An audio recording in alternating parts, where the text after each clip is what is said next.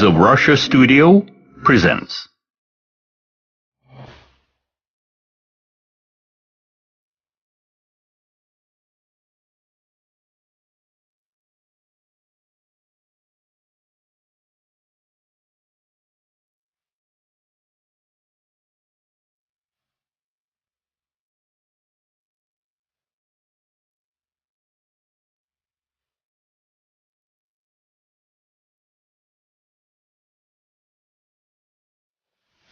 Wings of Russia documentary.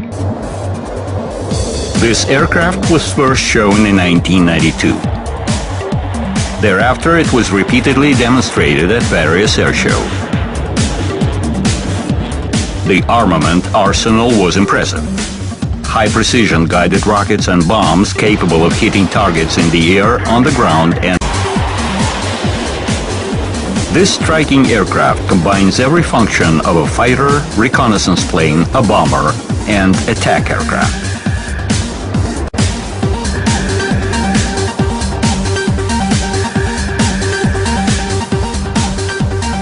The route from inert attack aircraft of the mid-20s to this wonder weapon of the end of the century was not easy.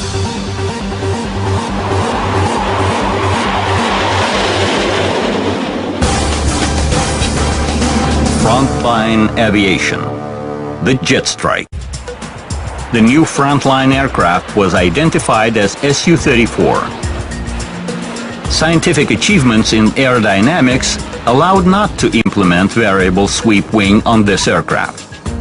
For better aerodynamic characteristics, it was equipped with additional front canard surfaces.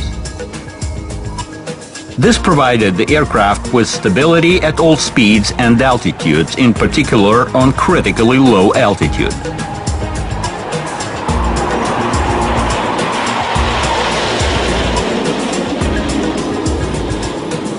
The characteristic feature of the integral scheme, almost ideal from the aerodynamic point of view, is its significant internal volumes. They allow easy allocation of different equipment in the aircraft and increase its fuel reserve. More than that, the aircraft is equipped with the in-flight refueling system. The flight range amounts to 7,000 kilometers with one refueling. Such figures can already be attributed to long-range aviation. As to equipment, it is managed by several onboard computers. More capabilities brought more weight. Su-34 reaches 45 tons with the maximum combat weight. This led to improvement of the landing gear, where the main undercarriage legs were equipped with two-wheel bogies. The cabin entry is unusual. It is located in the niche of the nose gear. The cabin itself is interesting. It is spacious, comfortable, with perfect visibility. Like in Su-24, the crew sits side by side. This facilitates pilots' interaction. Rest and food taking during a multi-hour flight is envisaged. Su-34 armament is impressive. Various missiles and bombs to destroy ground and sea targets.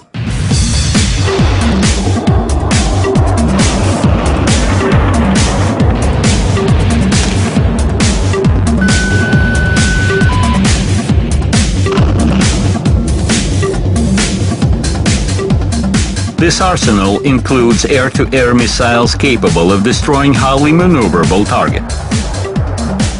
From its predecessor, Su-27 fighter, this aircraft inherited wonderful piloting characteristics.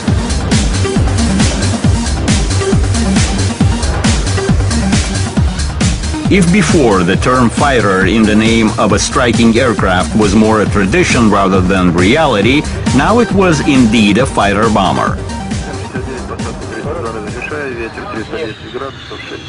By the beginning of the 90s, when the aircraft was ready, Air Force already experienced difficulties in buying these machines. Promotion efforts brought some results. A decision to put it in production was taken. It was started in Novosibirsk. Simultaneously, all one-engine attack aircraft were decommissioned irrespective of their resource. MiG-27 and Su-17 were announced unreliable and were sent in custody. The way for Su-34 seemed to be clear. The Air Force could not remain without these striking aircraft. But those were the cloudy 90s. It was easy to decommission one type of aircraft. It became very hard to substitute it with another. 2008, the picture was the following. The most mass frontline aircraft in the Air Force of Russia today is Su-24. Gigantic capabilities of Su-24 designed in the heat of the Cold War have been optimized for the deep penetrations into the enemy's rear and are somewhat excessive for the battlefield. MiG-29 and Su-27 fighters can also attack ground forces, but they do this not as efficient as the specialized aircraft. The multi-purpose Su-34 is so far in plans. Several aircraft have been given to the Lipetsk Training Center. Other machines have been thoroughly tested in the Air Force State Test Center. There, in mid-90s, Su-39 underwent tests. This aircraft is an all-weather modification of the Su-25 attack aircraft.